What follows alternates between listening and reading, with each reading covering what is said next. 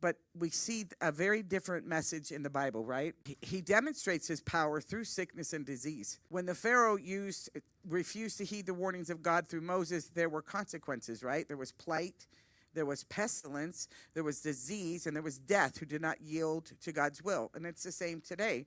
And it will never end until Jesus returns. If we don't yield to God's will and walk in righteousness with him, with Jesus Christ and the blood covering, we're susceptible to all kinds of sicknesses and diseases. And that's not to say that Christians can't get sickness and disease, because obviously they can. But we've got more protection when we're walking in the right place. So we cannot allow the circumstances, and I meditated on this morning as I was going through this. We cannot allow the circumstances of our bodies to rule our souls. And I have to say that because I live this. It's not an easy statement.